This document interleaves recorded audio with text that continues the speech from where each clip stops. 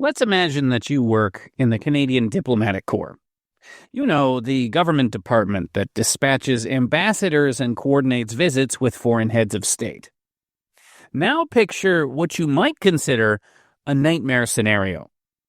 Like you accidentally serve bad clam chowder at a G7 meeting, so that when world leaders gather for the group photo, everybody just starts uncontrollably vomiting. That's a pretty big nightmare. Or, say a Canadian ambassador is giving an important speech to the UN General Assembly and has a mini-stroke and starts randomly spouting off racial slurs until he's pulled from the stage. That would be a really, really bad day. And yet, allow me to suggest that either of these would probably have been better than what Canada actually did on September 22nd, 2023.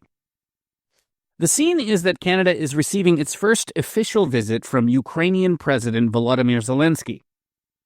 Zelensky at the time was 19 months into a war with Russia that began with Moscow's attempt to completely occupy Ukraine in February 2022. Russia had invaded his country on the pretext that Ukraine was led by and full of Nazis. The premise is ridiculous. Ukraine, unlike Russia, is a democracy. They had just elected a Jewish president. That would be Zelensky. The Nazi thing was pure propaganda to fool the Russian people. So the last thing Volodymyr Zelensky needs when he comes to visit Canada in 2023 is any kind of association, however slight, with the Third Reich.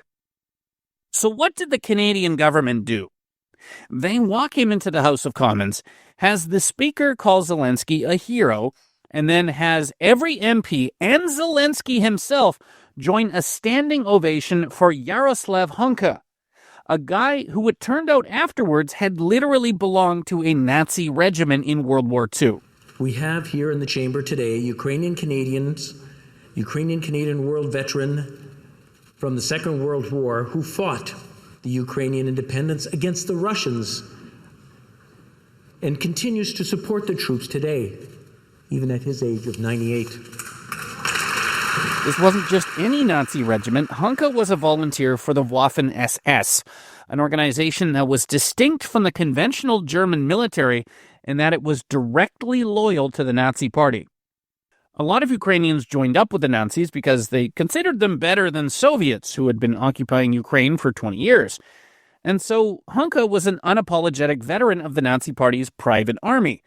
He'd had 70 years to think it over and concluded in his personal memoirs that, yes, volunteering for the Nazi Waffen-SS was an awesome idea to liberate Ukraine from the communists, and so he did nothing wrong. So this was a diplomatic fiasco for the ages. A Ukrainian leader in the midst of an existential war for his country's survival takes a goodwill trip to Canada and is rewarded with news footage swiftly beamed around the world showing him applauding a nonagenarian Nazi. It won't surprise you to learn that Russian propaganda ate it up and deployed it to its full extent to prove that Zelensky was in cahoots with Nazis.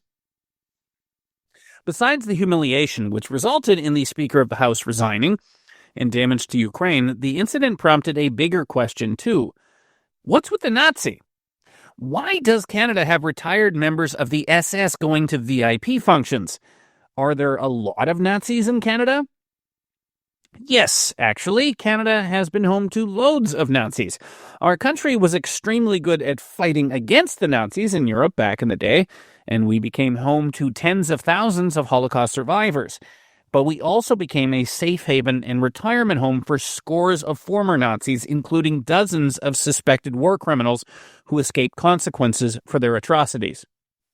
One time, we even imported an entire SS unit all at once. And if you ask Nazi hunters which country was the most uncooperative in bringing war criminals to justice, would you believe that the answer they'll give you is Canada?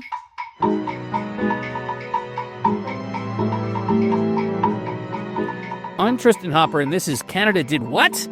And today we'll be delving into how Canada became a welcoming home for all kinds of bad, murderous people after the Second World War, what we did and didn't do about it, and why Canada would come to be known as the world's best place to be an ex-Nazi. Let's say it's 1945. The Second World War has just ended, and you're a Nazi war criminal. I know you would never do anything that terrible, but stay with me. Maybe you worked at a death camp. Maybe you're a local collaborator who helped round up and execute Jewish families. Whatever horrible thing it was, let's just say you helped commit crimes against humanity on behalf of Nazi Germany, and you will very soon be expected to answer for it. So where are you going to go? What's the one place on Earth where you can best expect to avoid any consequences whatsoever for what you've done? If you picked Canada, as many war criminals did, you were correct.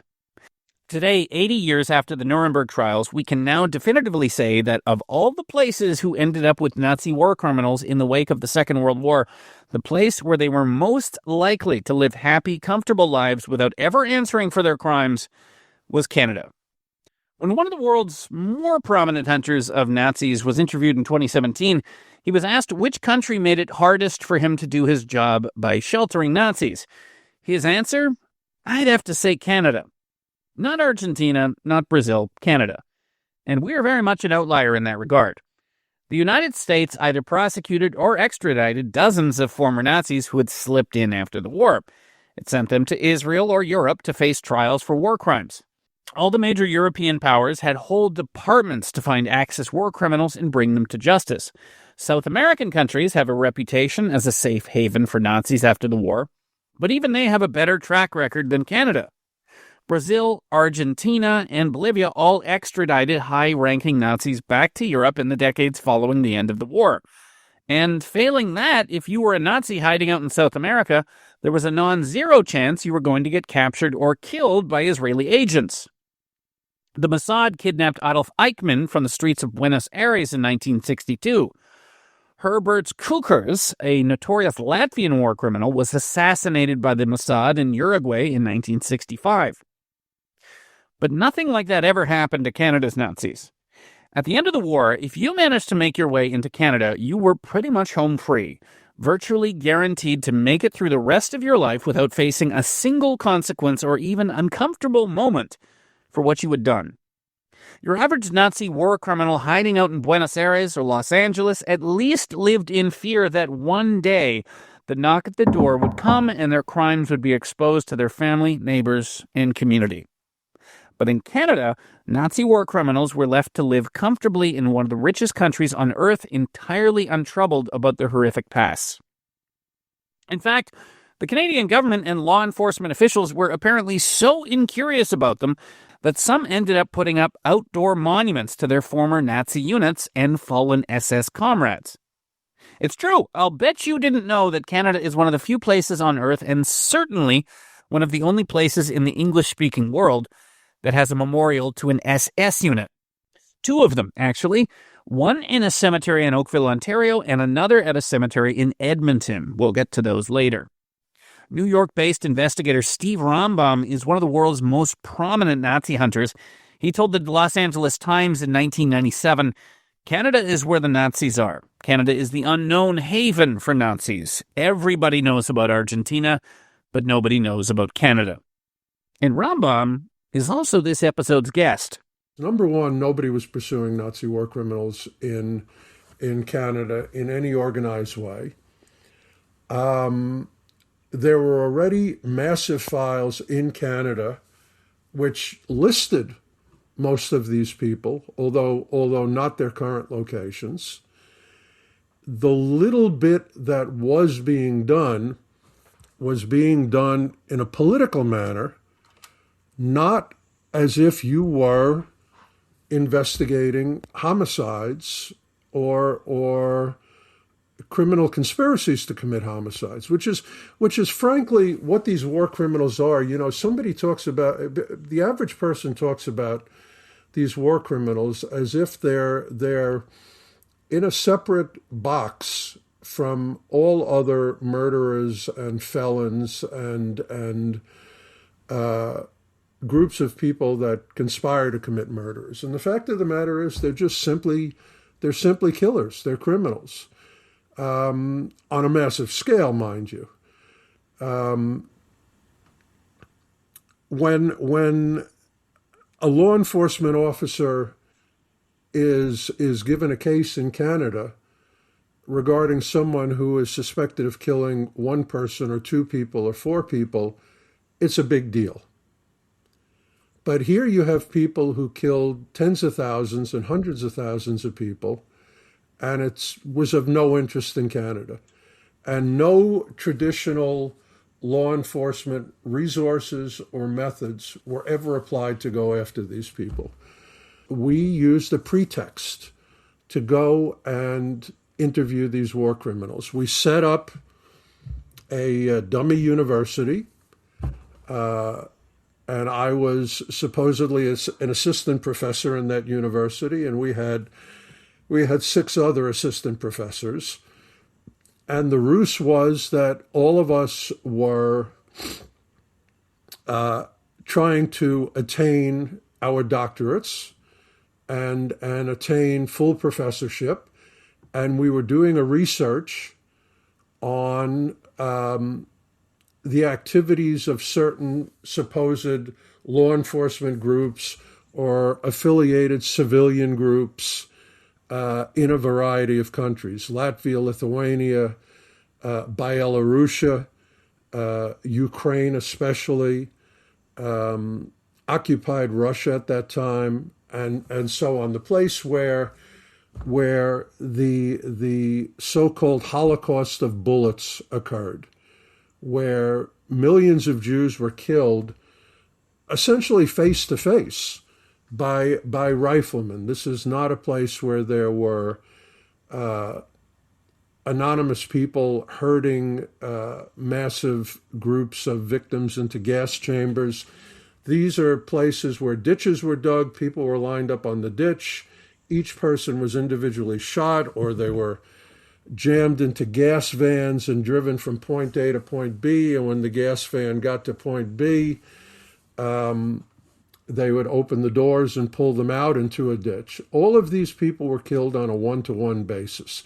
Same way as a murderer today would walk up to someone and shoot them or do something else to them. And I will tell you that there was the vast majority of the people that we went to look for, that we went to locate, we had no problem finding them. Approximately a third of them we found literally in the phone book. These people were not afraid. They knew that nobody was effectively hunting them. They knew they had escaped justice, that they were going to die in their beds, and they felt comfortable. The usually cited figure is that several hundred Nazi war criminals settled in Canada after 1945.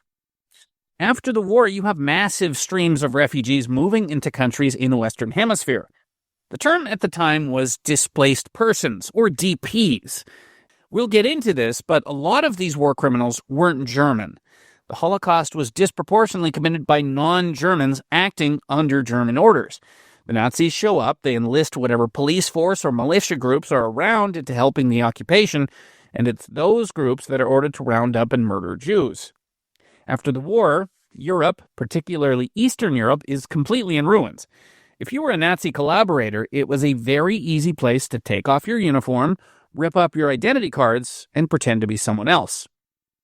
As refugee streams moved into places like Canada, there were groups at the time warning that it was a perfect conduit for war criminals looking to escape justice. The Canadian Jewish Congress specifically told Ottawa that even though Canada was barring immigration to veterans of the German military, any number of these foreign collaborators could be slipping in. But, as will be a theme of this podcast, Ottawa didn't listen to them. And that's just the war criminals. That's not even counting all the collaborators who were not directly involved in atrocities, but served in some parts of the murderous regime. The Simon Wiesenthal Center, a group dedicated to tracking down ex-Nazis, estimated about 2,000 Ukrainian members of the Nazi SS were let into Canada. Those would be the members of Yaroslav Hunka's unit, the Galicia Division, who were given a special cabinet-level dispensation to enter Canada despite their known SS service. Of the people we interviewed, only one person wouldn't, when we knocked on their door,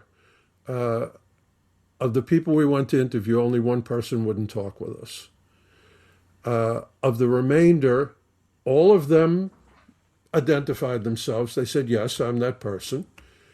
The vast majority admitted that they were members of these particular killing units. And 7 of them sat with us and detailed, sometimes in great detail, the crimes that they committed or coordinated or facilitated, in a couple of cases, commanded.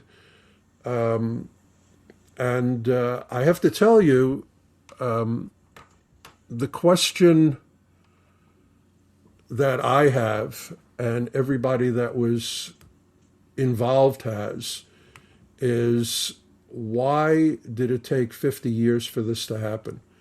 These were people that were easy to find. These were people that in most cases, and I mean 90% of the time, were known to the Canadian government, known to law enforcement, known to the Jewish community. When I turned over recordings of some of these interviews to Jewish community groups, they all said, "Oh, we already had files on these people," and I mean, it was an outrageous thing to hear. There's no reason why this couldn't have been done 50 years earlier. There's no reason why these people couldn't have been criminally prosecuted. The fact of the matter is, Canada kept kicking this down the road on purpose, and they apparently hoped that all of these people would die before they really had to do anything about it. So, how many of these Canadian Nazis and or Nazi collaborators ended up facing consequences for what they'd done?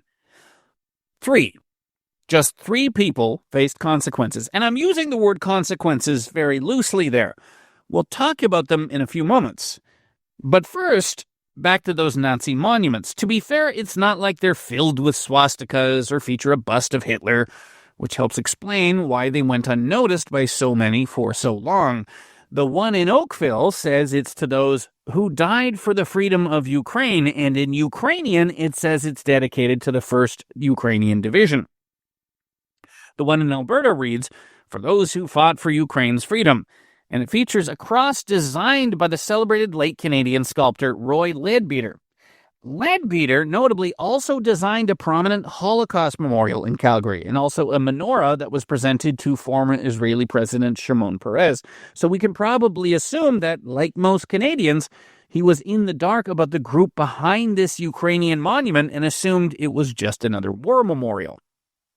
But both monuments are to the same military unit, the 14th Waffen Grenadier Division of the SS, also known as the 1st Galician Division. That's the same division that Yaroslav Hunka fought with. And like every other unit of the Waffen SS, it answered to the personal directives of Adolf Hitler. Not every single member committed war crimes, but the Galicia Division as a whole had a lot of innocent blood on its hands. The Galicia Division has been implicated in multiple war crimes, in particular a massacre of hundreds of Polish civilians at the village of Huta Piniaska in 1944. The village was surrounded, shelled, people were herded into barns that were set on fire, pregnant women and infants were mutilated.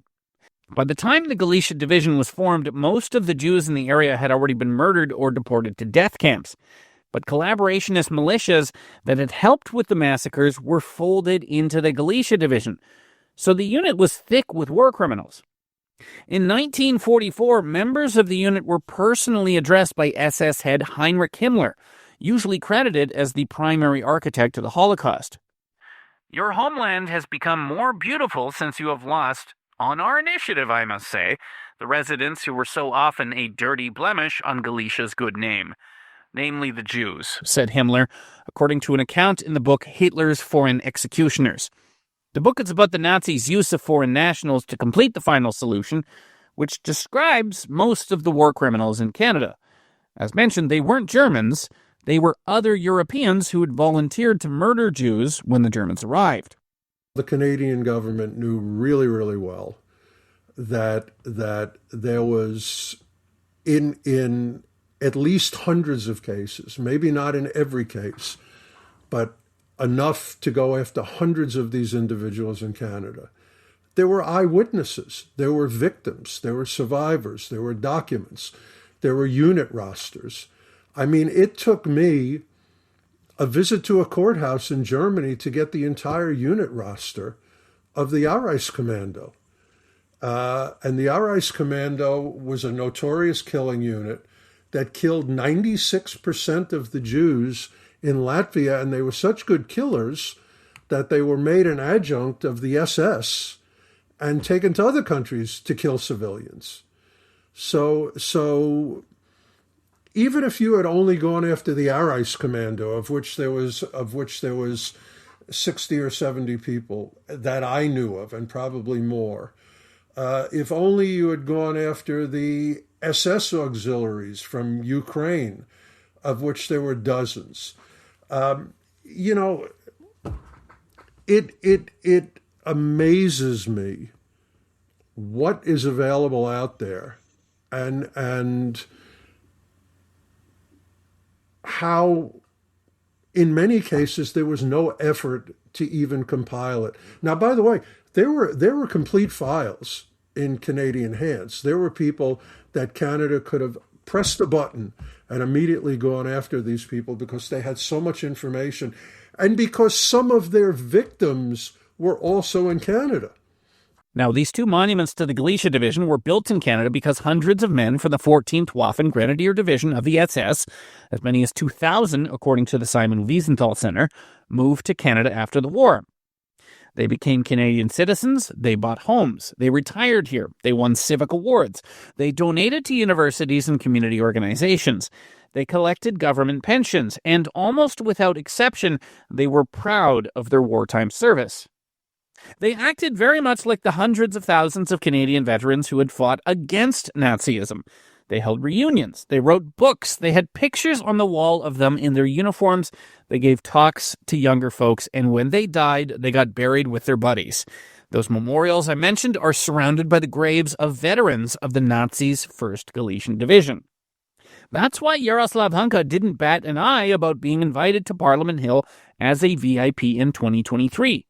He'd spent his entire life being proud of what he'd done and not being particularly shy about it. In 2011, when Hunka was in his 80s, he wrote a brief memoir detailing his time fighting for the Fuhrer. No mention of the Holocaust, no mention of how his unit was started by Nazi Germany and served Nazi aims. It has very few details of what his unit actually did and basically just skips to the part where they surrendered to the British. Hunka described his time under Nazi occupation and his subsequent collaboration with them as the greatest years of his life. A time of charming girls, carelessly cheerful friends, and fragrant evenings. At the time, the international reaction to the Hunka incident seemed to charitably assume we Canadians just didn't know that people like him were in the country. But where the scandal gets much worse is that the government of Canada could not claim naivete. They knew full well that men like Hunka existed. In fact, they knew it better than almost anything it's possible for the government to know. Hunka became a Canadian because we had explicitly authorized him to become one. He didn't slip into the country. He and hundreds of his SS colleagues were brought here via a top-level cabinet order. Elements of the Galicia Division had been held in British POW camps since the end of the war, and after the UK petitioned Canada to take them in, Ottawa agreed. The Prime Minister at the time knew who they were and what they had done and stamped their immigration papers anyway. The British took the Galicia Division at their word, as did Ottawa, that they weren't really Nazis and they'd just joined to kill Soviets. And Ottawa also knew that there were plenty of ex-Nazis who had slipped into the country, because while many of those ex-Nazis were still alive, we'd held an entire inquiry about it. Millions of dollars were spent on it. It dominated front-page headlines for weeks on end. And it was all to end up finding out that there were a lot more Nazis here than we thought. Some of them very likely committed war crimes and that they had lived with the explicit protection of the Government of Canada. Introducing the Deschênes Commission, or more accurately, the report of the Commission of Inquiry on War Criminals. It was prompted by accusations by the West German government that a motel owner in Huntsville, Ontario, named Helmut Roca, had fraudulently come to Canada after being responsible for the murder of 11,584 Jews in Lithuania, some of whom he killed personally. The issue then got supercharged by reports that Joseph Mengele, the notoriously sadistic resident doctor at the Auschwitz-Birkenau death camp, had tried to immigrate to Canada in the 1960s and may have even secretly lived here for a time. So starting in 1985, the government of Canada pulled out all the stops and struck a Crown Commission to answer why Canada helped defeat Nazi Germany, only to become the world's premier retirement home for whole communities of unrepentant ex-Nazis. But the Deschênes Commission, perhaps more than you would assume, had been riven by controversy. It seems hard to believe. Surely everyone was on board with the Find the Nazis Commission. But not really. One point of contention was that the Deschênes Commission had initially agreed to accept evidence from the Soviet Union. Most Nazi war crimes occurred in countries that became part of the communist bloc, so it was very hard to actually investigate Nazi war criminals without collecting testimony from places like Soviet-controlled Ukraine and Belarus. But the Soviet Union was a totalitarian state that was effectively Canada's leading geopolitical enemy. Of course it would be in Moscow's interest to portray Canada as being full of secret Nazis. And it's not like they were above compromising a Canadian government inquiry with reams of disinformation. Doctored evidence, compelled testimony, anything possible under Soviet communism. The Deschênes Commission also ran into trouble when one of the most shocking allegations it had set out to prove turned out to be false. That would be the Joseph Mengele one, the inciting allegation for the entire commission. Well, it wasn't true. The Deschênes Commission found no basis for the claim, and that was kind of the main headline when its results first started being published. The Deschênes Commission also reported that despite Simon Wiesenthal's claims of thousands of Holocaust war criminals immigrating to Canada, it was probably only a few hundred, and even for a lot of those, they weren't so sure. The commissioners criticized Wiesenthal's research for being long on allegations and generalities and short on evidence and specifics. All of this messiness is probably why Canada had, up until this point, very explicitly decided not to track down the war criminals in its midst. When Pierre Trudeau was Prime Minister, he reportedly told one historian he didn't want to track down Nazis because he was afraid of exacerbating relationships between Jews and Eastern European ethnic communities. I mean, I don't think this did much for the honor of Canada to welcome these people. And by the way, to simultaneously not welcome Jewish people on many occasions. The people who were the victims of the Holocaust were often kept out and the murderers were allowed in. I will tell you that I had a meeting at one point, a breakfast in a hotel with the director of the Canadian War Crimes Unit. And I said to this individual, there's an individual who was convicted as a war criminal, declared a war criminal in the United States, denaturalized, and he got in his camper with his wife, and he drove up to Canada after he was denaturalized as a Nazi mass murderer in the United States, drove right across the border and settled in Canada. And here's his file. And I've spoken to the commander of the OSI in the U.S., and he has told me to communicate to you that he would be delighted to give you all their files and all their witnesses so you can now throw this murderer out of Canada.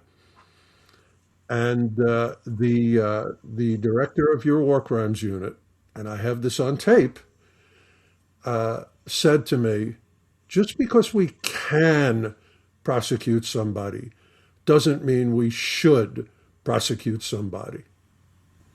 And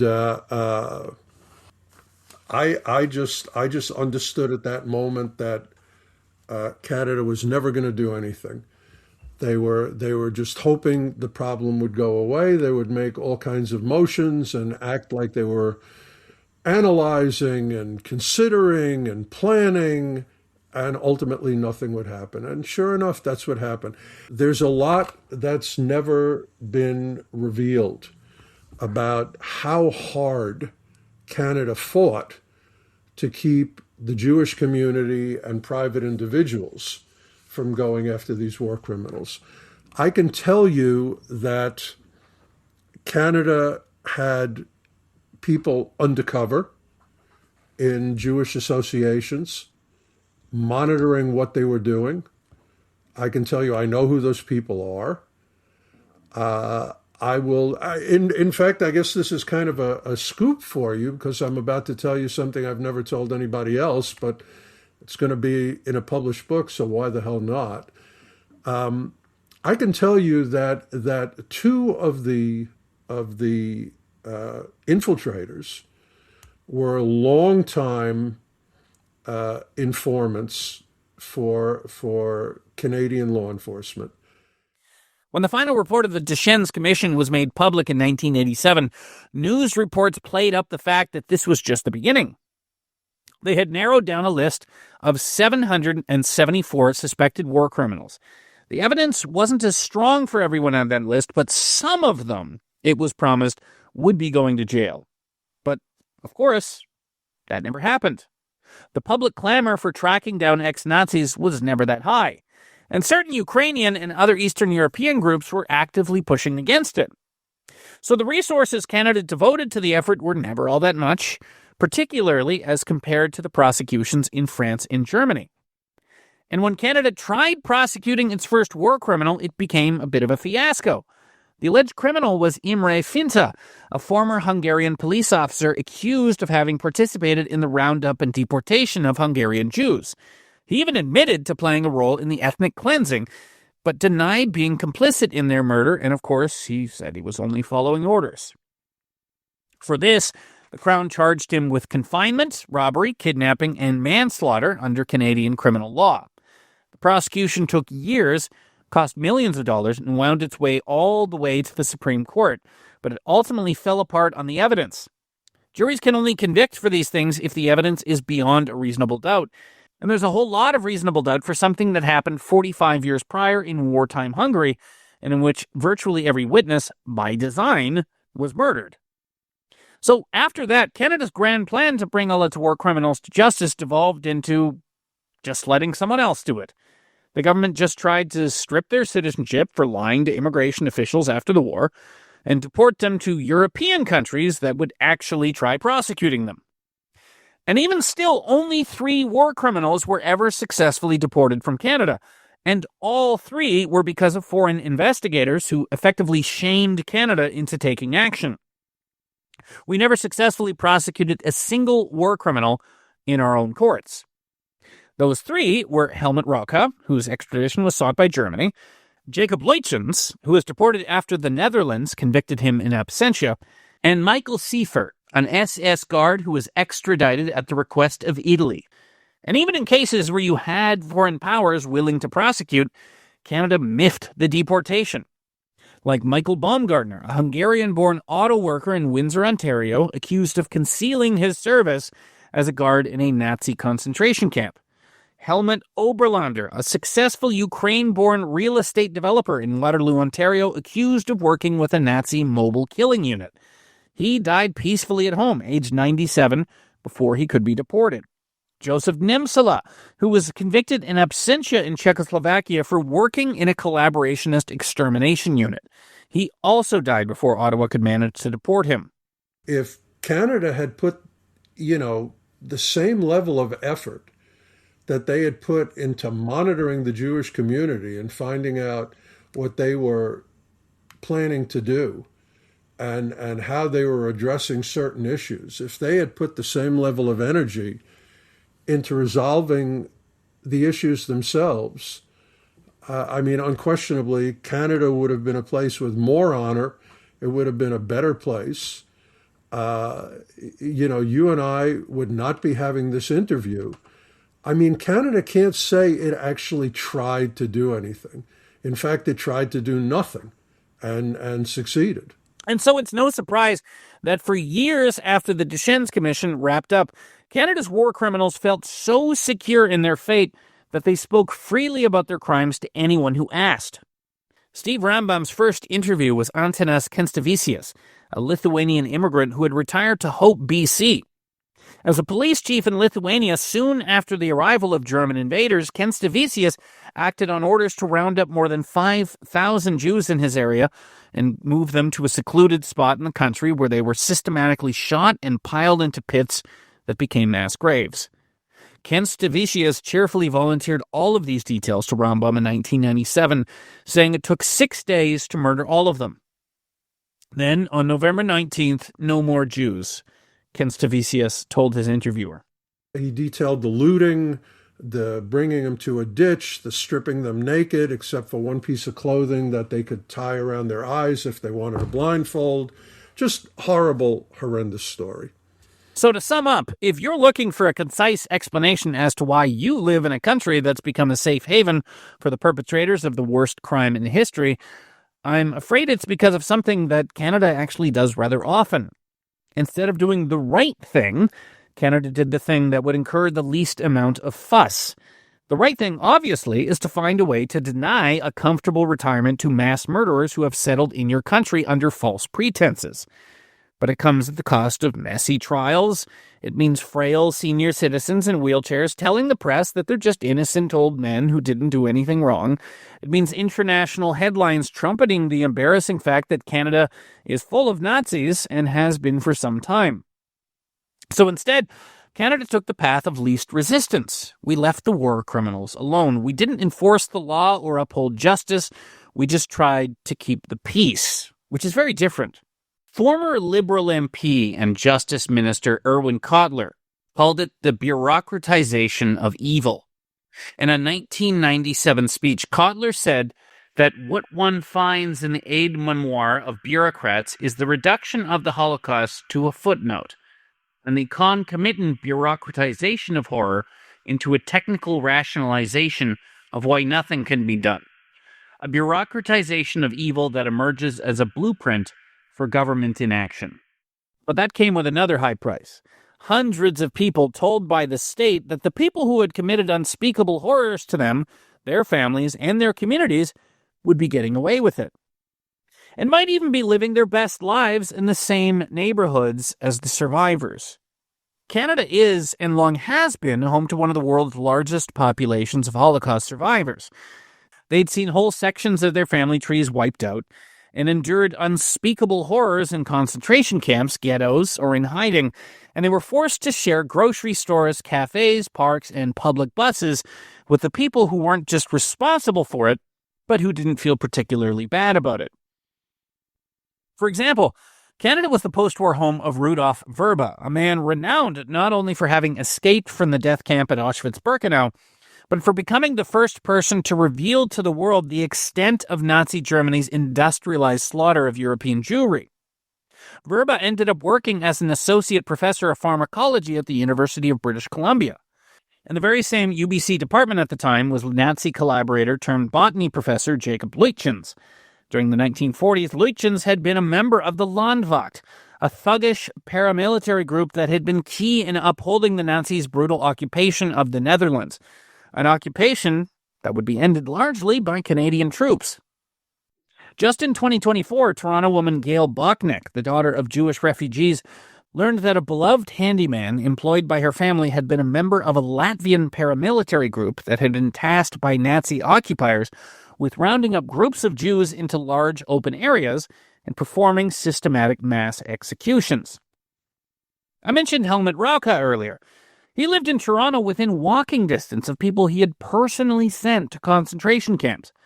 The typical argument from Nazi hunters as to why you should keep pursuing war criminals right up until every last one has died of old age is because it demonstrates to society that evil has consequences. But there's another more practical reason as well. It's because if you become the one country on earth in which the perpetrators of humanity's worst atrocity were most insulated from ever having to face justice, the world's other war criminals tend to take notice. So the epilogue to Canada becoming a hotel for ex-Nazis is that the interim decades have brought a steady trickle to our communities of some of history's other greatest monsters. And they, like the Nazis before them, are having a fine time in the Great White North. We're home to the Bangladeshi assassin Nur Chowdhury, who was in a group of assassins that in 1975 murdered Bangladesh's founding president, as well as more than 40 members of his family and household. We have Hassan Diab, who was convicted in absentia in France for a 1980 Paris synagogue bombing and was even recently teaching a course called Social Justice in Action at Carleton University. We've also got Ihsan al-Yamani, a former member of the Popular Front for the Liberation of Palestine, a listed terror group. He was ordered deported in 2005, with Ottawa very explicitly saying that Canada could not be a retirement home for ex-terrorists. 20 years later, he's still here by virtue of endless legal appeals. We have perpetrators of the 1994 Rwandan genocide. Here's a write-up from the Canadian Museum of Human Rights. In the aftermath of the genocide, Rwandan Canadian community members were soon shocked to discover that some of those responsible for the genocide had managed to arrive in Canada by hiding or distorting their involvement. Sound familiar? And a few years ago, the group Lawyers Without Borders highlighted the case of Jorge Vinicio Sosa Orantes, a man who had been living freely in Canada despite participating in the 1982 massacre of the entire Guatemalan village of Las Dos Eres. Only 2 villagers survived, and one of them, Ramiro Cristales, also lived in Canada. As he said at the time, knowing one of these soldiers can pass in front of my house brings me back to 1982, to the day when my village was plunged into darkness. I'm not the only person that cared about this issue, and I'm not the only person who could have done something to expose this issue and, in a very tiny way, bring some of them to justice. There are wonderful people in Canada who get involved in all sorts of causes, and I'm sure that had the Jewish community better known that there was no pursuit of these people, that the government was really doing nothing. Tell me why the Canadian Jewish Congress did not set up an investigative unit. Tell me why the Simon Wiesenthal Center in Canada did not set up an actual investigative unit. It's incomprehensible to me. Let's end this podcast with Rudolf Verba, the Jewish pharmacology professor I mentioned who escaped Auschwitz. He died about 20 years ago. When at Auschwitz, Verba was assigned to a detailed task with processing the possessions of murdered Jews. It was a massive system of warehouses in which the clothing and luggage of Jews murdered in the gas chambers were sorted, cataloged, and then prepared for resale back in occupied Europe, with all profits going to the SS. And do you know what this processing facility was called? Canada. Here's what Verba said in interviews for the 1985 French documentary Shoah. In the mind of a Central European, Canada was a land of plenty. It was known that peasants who could not make a good living in Slovakia or Poland found land in Canada and a better opportunity for life. The rumor came that it was land of milk and honey. The unhappy ending to this podcast is that the perpetrators of the Holocaust, just like its victims, apparently also saw Canada as a land of opportunity and wealth. And with the passage of time, they turned out to be more right than their Jewish victims. Canada Did What is a post-media podcast. This episode was hosted and written by me, Tristan Hopper, and produced by Andre Proulx, with theme music by Bryce Hall. Kevin Libben is the executive producer. You can subscribe to Canada Did What on Apple Podcasts, Spotify, Amazon, YouTube, or wherever you get your podcasts. If you pay us enough, I'll even send it to you via cassette tape. If you like this episode and want to hear more of Canada Did What, you can make that happen simply by leaving us a rating or a review and telling everyone you know to listen as well. Be sure to check out the previous season of Canada Did What if you missed it the first time.